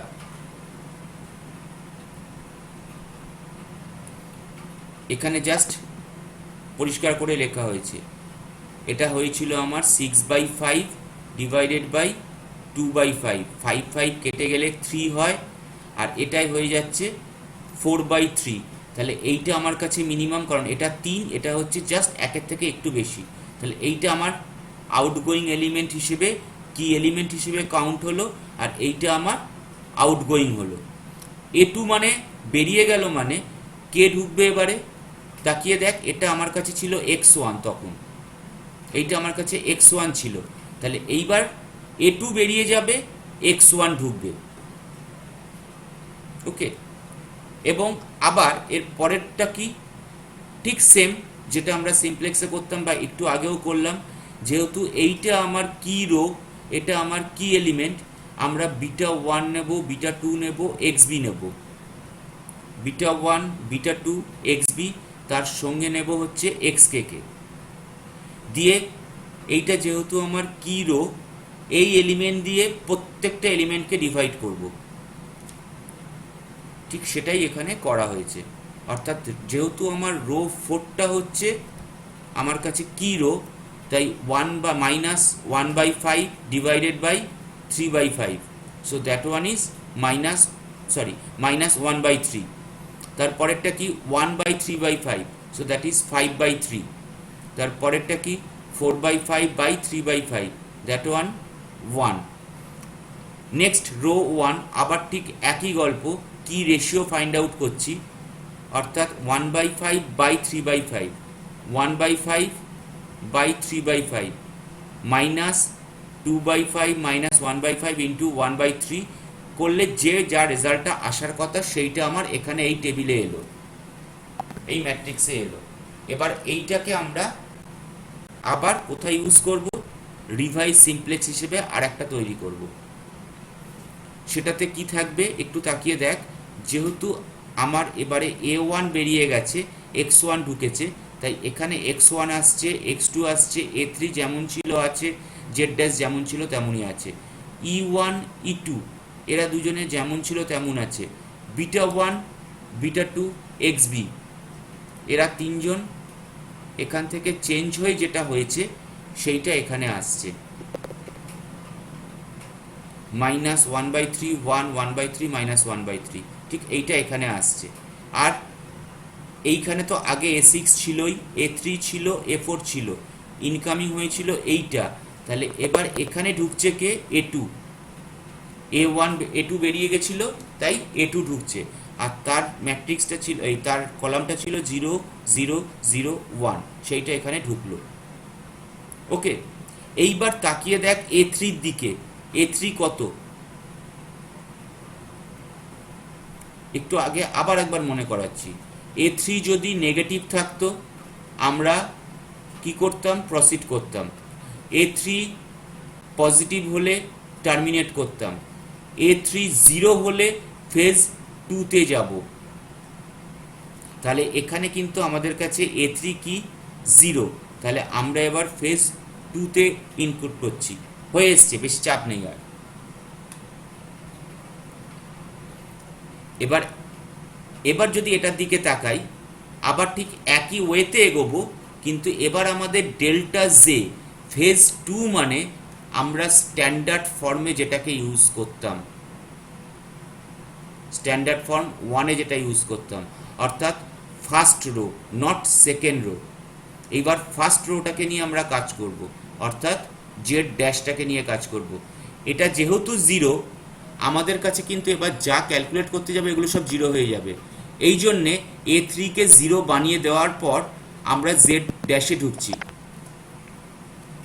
First row of B2 inverse as a 2, অর্থাৎ এটার সঙ্গে এই ফার্স্ট রো যা আছে 1 0 -1 3 -1 3, 1 0 -1/3 -1/3।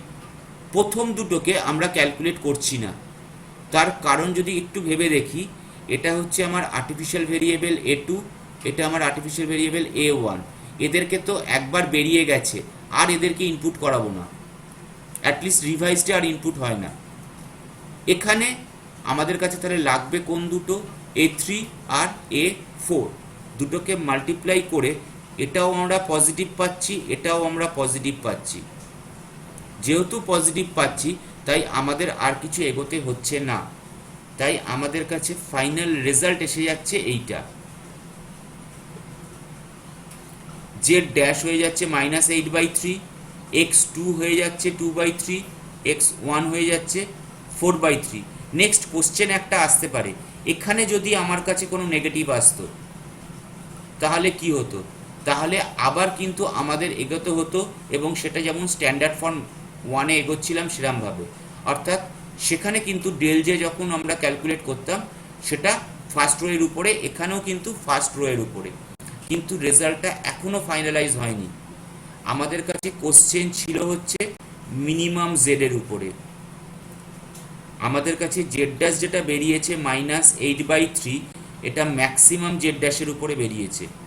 হেন্স আমাদের কাছে প্রবলেমে জেড আসবে, যেহেতু ওটা মিনিমাম, এর অপোজিট হয়ে যাবে সেটা প্লাস, আর x1 যা বেরিয়েছে সেইটা, x2 যা বেরিয়েছে 2/3। এখানেও তাই ফেজ 2 এর রেসপেক্টে যদি আমার লেস দ্যান আসতো বা নেগেটিভ আসতো, তাহলে কিন্তু আমাদের রিভাইজ সিমপ্লেক্স এগোতে হতো স্ট্যান্ডার্ড ফর্ম 1-এর রেসপেক্টে। এবার মিউট থেকে ফর্মে আয়, স্ট্যান্ডার্ড ফর্ম 3-তে আয়। কি প্রবলেম বল? হ্যাঁ, প্রথম কোশ্চেন হচ্ছে ভীষণ লেন্দি প্রসেস। না দ্বিতীয় কোশ্চেন না, হচ্ছে স্যার, এই জায়গাটা আমি ফার্স্টে বললাম, এই কথাটাই আমি ফার্স্টে বললাম যে যখনই এই প্রবলেমটা দেখছি তখনই আমাদের মনে হচ্ছে যে সিমপ্লেক্সের থেকে that is much more lengthy. আজকে এখানে লেন্দি ইন দ্য সেন্স একটু হলো ডিফিকাল্ট স্যার, মানে না, একটু ডিফিকাল্ট নয়, ক্যালকুলেট। আমি আবার বলছি ডিফিকাল্ট নয়।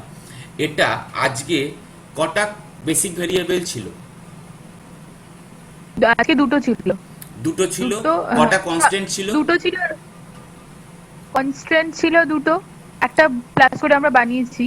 যেহেতু সিমপ্লেক্সে করলে এটাতে হয়তো টাইম মনে হচ্ছে একটু কম লাগতো, যদি নর্মাল সিমপ্লেক্সে যেতাম।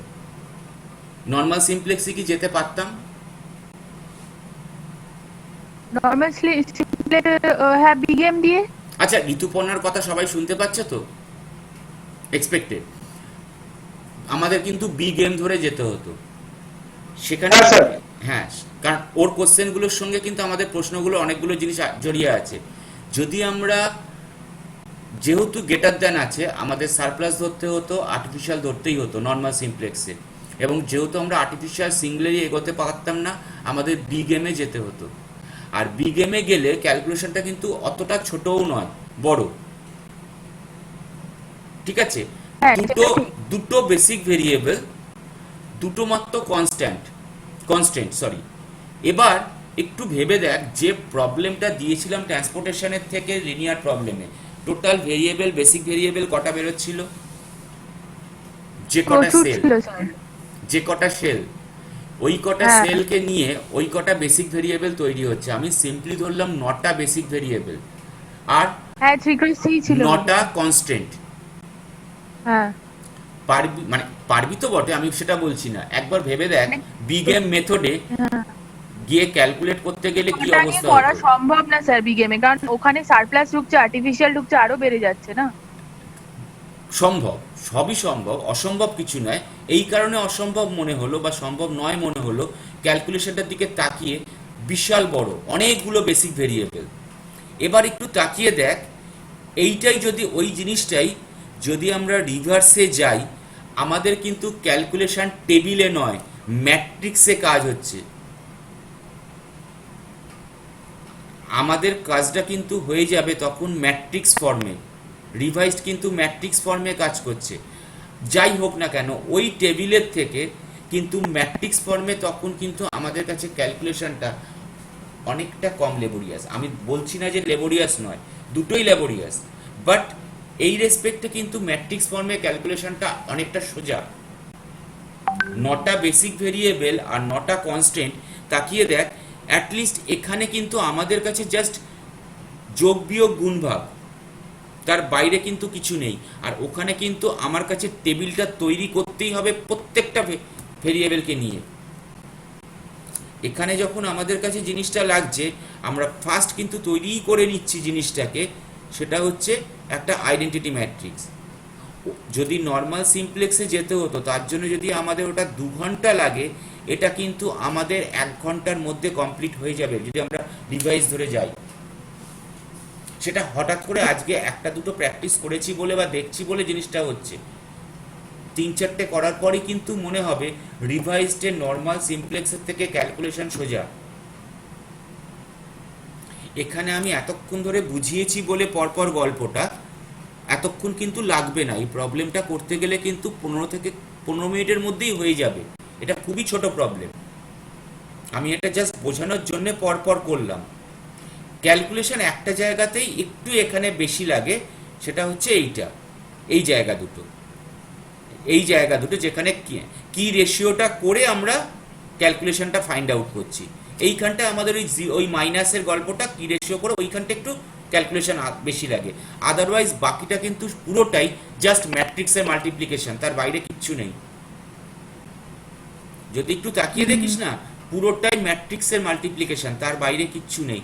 আর নর্মাল সিমপ্লেক্স কিন্তু ম্যাট্রিক্স মাল্টিপ্লিকেশন হলেও তার সঙ্গে অনেকগুলো ক্যালকুলেশন আরো এক্সট্রা জুড়ে থাকে। তাই রিভাইস সিমপ্লেক্স এই জন্য প্রথমেই বলা হলো, যেটা আগের দিনও দেবতনুর কোশ্চেন ছিল, যে রিভাইস সিমপ্লেক্স কিন্তু in case of large LP problem তখন কিন্তু আমাদের কাছে রিভাইস সিমপ্লেক্স অনেক ইজি। আর হ্যাঁ, আর একটা কথা, সেটা হচ্ছে ফ্লোটিং পয়েন্ট এরিথমেটিকটাও কিন্তু নর্মাল সিমপ্লেক্সের থেকে আমাদের কাছে রিভাইস সিমপ্লেক্সে কম হয়। বল বল বল। আচ্ছা স্যার বলছি, এক্সামে কি আমাদের মেনশন করে দেবে রিভাইস সিমপ্লেক্স মেথডে সলভ হ্যাঁ, করতে? আদারওয়াইজ আমরা যদি এখানে হ্যাঁ,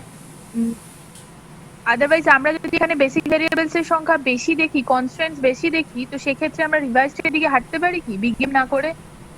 হ্যাঁ, যদি কোনো কিছু বলে না দেয় দেন রিভাইসে যেতেই হ্যাঁ। পারিস। আমি সাজেস্ট করব না ডুয়ালে যেতে, কারণ ডুয়ালটা বরং একটু বড় ক্যালকুলেটিভ দিক থেকে, একটু সেটা complex, পুরোটাই sir। সিমপ্লেক্স। কমপ্লেক্স নয়, নর্মাল সিমপ্লেক্সের মতোই, ঠিক আছে? তাও স্যার ক্যালকুলেশন মানে একটার উপর না একটা চেপে যাচ্ছে। কিন্তু সত্যি কথা বলছি, তোরা যদি রিভাইসটা দুবার প্র্যাকটিস করিস না, তাহলে দেখবি মনে হবে সিমপ্লেক্সের থেকে এখানে তাড়াতাড়ি ক্যালকুলেশন হচ্ছে। হ্যাঁ, এবার কোথাও বলে দেবে না রিভাইসডের ক্ষেত্রে যে স্ল্যাক ধরে এগোও না সারপ্লাস ধরে এগোও। আলটিমেট ওটা আমাদের কনস্ট্যান্ট দেখে বুঝতে হবে। যদি আমাদের লেস দ্যানে থাকে দেন আমরা স্ট্যান্ডার্ড ফর্ম 1-এ যাব, আদারওয়াইজ যদি গ্রেটার দ্যান ইকুয়াল টু তো থাকে দেন স্ট্যান্ডার্ড ফর্ম 2-তে যাব, সারপ্লাস আর আর্টিফিশিয়াল ধরে। নেক্সট, আমার আপাতত কিছু নেই। এখানেই তো একটা কোশ্চেন আসার কথা। আমি যে লাইনটা এটা বললাম তারপরে তো কোশ্চেনটা আসার কথা সবার।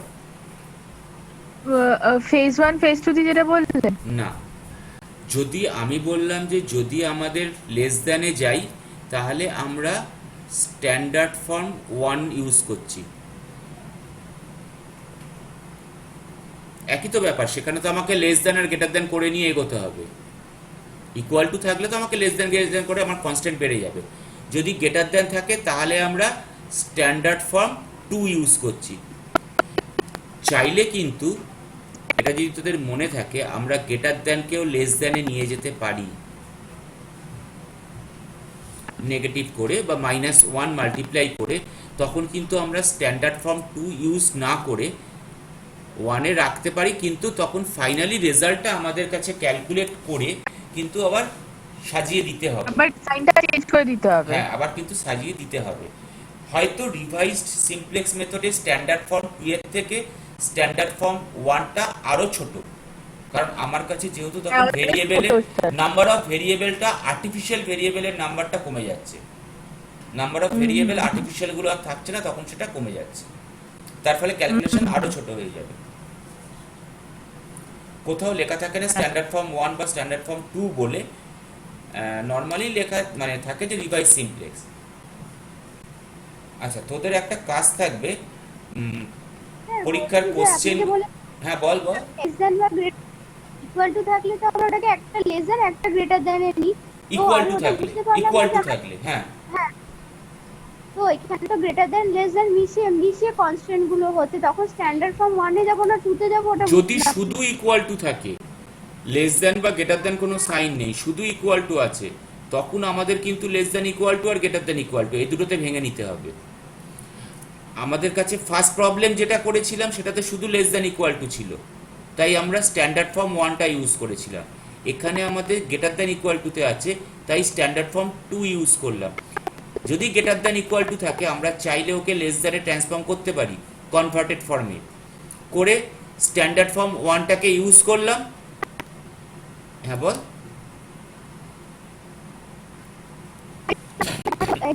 এখানে আবার গ্রেটার দ্যান থেকে লেস দ্যান এ নিয়ে এসে নেগেটিভ দিয়ে তারপরে স্ট্যান্ডার্ড ফর্ম 1 এ অ্যাপ্লাই করব। হ্যাঁ, এখানে একটাই সুবিধে যে 1 এর রেসপেক্টে সেখানে আমার আর্টিফিশিয়াল ভেরিয়েবলগুলো যেহেতু কমে যাচ্ছে, তাই আমার নাম্বার অফ ভেরিয়েবলও অনেক কমে গিয়ে ক্যালকুলেশনটা আরেকটু ছোট হয়ে যাচ্ছে। হ্যাঁ, আচ্ছা, প্রিভিয়াস ইয়ারের কোশ্চেন খুলে দেখিস রিভাইজ সিমপ্লেক্স কটা এসছে।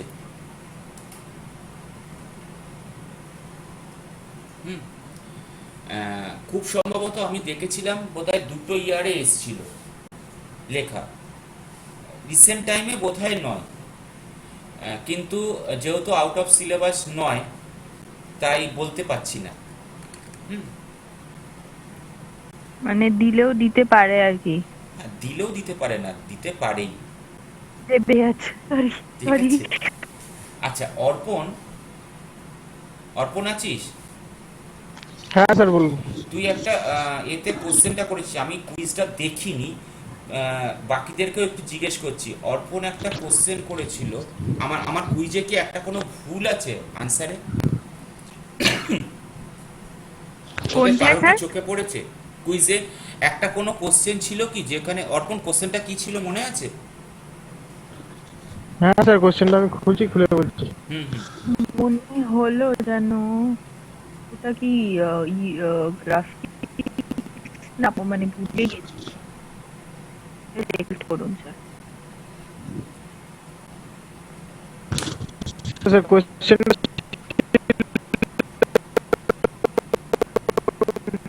For use in a simplex table we must add, এটার অ্যানসার দেওয়া আছে স্ল্যাক এন্ড আর্টিফিশিয়াল। স্ল্যাক আর আর্টিফিশিয়াল, হ্যাঁ ওটা সারপ্লাস আর ওটা আর্টিফিশিয়াল। সারপ্লাস আর আর্টিফিশিয়াল, হ্যাঁ তাহলে ওটা আমি ভুলই আছে। সারপ্লাস আর আর্টিফিশিয়াল করেছি, আমারটা রং গেল, ওই জন্য আপনাকে জিজ্ঞেস করেছিলাম। ঠিক আছে, সেটা বাকি আমি সামলে দেবো। আমি ওইটা জাস্ট একটু দেখে নিতে, মানে দেখা হয়নি, দেখতে পাইনি। ঠিক আছে, ওটা হয়তো কারণ গুগল কুইজে ম্যাথামেটিক্যাল ফর্ম করতে গিয়ে কালঘাম ছুটে যাচ্ছে আমার। আচ্ছা, তোদের জন্য একটা খবর দিই, সেটা হচ্ছে, গুড অর ব্যাড স্যার? সেটা তো রিলেটিভ, যে তোদের কিন্তু এবারে ইউনিভার্সিটি কমপ্লিট মনিটরিংয়ে যাবে বলেছে। তোদের নাম্বার মানে যেগুলো আমরা ইনপুট করব, ঠিক আছে? অর্থাৎ অ্যাসাইনমেন্ট মানে অ্যাসাইনমেন্ট আমাদের অ্যাসাইনমেন্টের রেসপেক্টে নাম্বার দিতে হবে। এবার অ্যাসাইনমেন্ট ঠিকঠাক টাইমে জমা পড়েছে কিনা সেটার জন্য আমাদের স্ক্রিনশট তুলে দিতে হবে বা তার রেকর্ড দিতে হবে।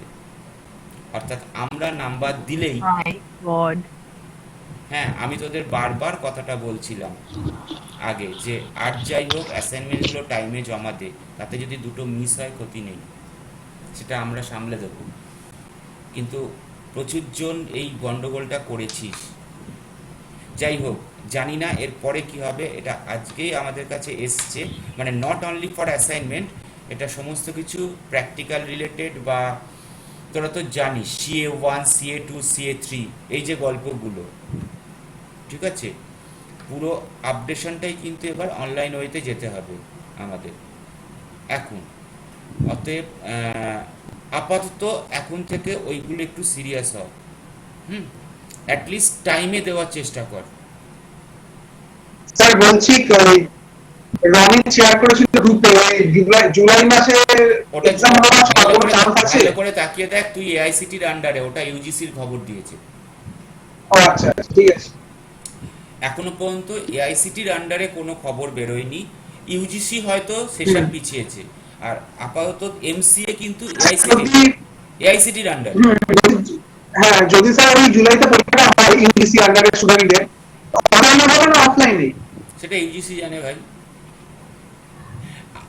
ওই অবধি খবর যে ওটা পিছবে, ওটা কি করবে সেটা তো ইউজিসি জানে না। অর্থাৎ আমরাও কোনো কিছু করব না। আমি তোদেরকে শুধু আজকে এইটুকুনি ওয়ার্নিং দিচ্ছি যে অ্যাসাইনমেন্ট কুইজ যা চলছে ওগুলো একটু টাইমের মধ্যে জমা দেওয়ার চেষ্টা কর।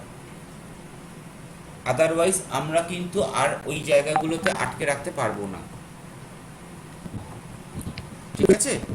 অতএব স্যার অ্যাসাইনমেন্টে যে অঙ্ক বা যে সাবজেক্ট হচ্ছে এগুলো একটু কমালে হয় না স্যার? মানে আমি কটা দিয়েছি আজকে? আজকেরটা দেখা হয়নি কটা দিয়েছেন, তবে দিয়েছেন একটু দেখুন। 7টা কি 8টা? ঠিক আছে, আগের সপ্তাহে কটা দিয়েছি? 8টা। অরিজিনালি তোদের অ্যাসাইনমেন্টে আমাদের রুলস অনুযায়ী দেওয়ার কথা মিনিমাম 10টা, এবং তুই যদি মিনিমাম 10টা, এবং তোদের যদি বাকি ক্লাসগুলোর অ্যাসাইনমেন্ট দেখিস সেখানে কিন্তু মিনিমাম 10টা আছেই।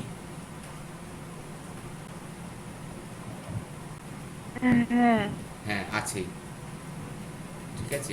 এবং সেখানে ভাগটাও আছে 3 3 4 7 3 3 4 এই ফরম্যাটে। একটু ভালো করে তাকিয়ে দেখবি। যাই হোক, ছেড়ে দে, অনেক কিছু গল্প, অনেক কিছু ব্যাপার আছে। আপাতত এটা বোঝা গেছে। আমি এক্ষুনি এইটাকে মানে প্রথমটা স্ট্যান্ডার্ড ফর্ম 1টা আর স্ট্যান্ডার্ড ফর্ম 2টা এই দুটোকে পিডিএফটা আপলোড করে দিচ্ছি, যেটা আমাদের আগের দিন প্রবলেম হয়েছিল আর এখন যেটা হলো, ঠিক আছে? এই দুটোকে আপলোড করে দিচ্ছি। আর তোরা যেটা করবি সেটা হচ্ছে এর মধ্যে ওই অ্যাসাইনমেন্টটাকে টাইমের মধ্যে জমা দেওয়ার চেষ্টা কর। তাতে যদি একটা ভুল হয় ক্ষতি নেই। রিভার্স সিমপ্লেক্স মেথডের ভিডিওটা কি আপনি আগে দেবেন না মানে অ্যাসাইনমেন্টে পরে দেবেন? এর ভিডিও তো কিছুই করা নেই, এইটুকুনি দেবতনু যেমন দিচ্ছে দিয়ে দিই, ঠিক আছে? এই ক্লাসটা যেটা ভিডিও দেবতনু দিচ্ছে ওটা দিয়ে দিই, ঠিক আছে? আর এটা ভিডিও করতে সময় লাগবে। আমি আপাতত পিডিএফটা দিচ্ছি আগে।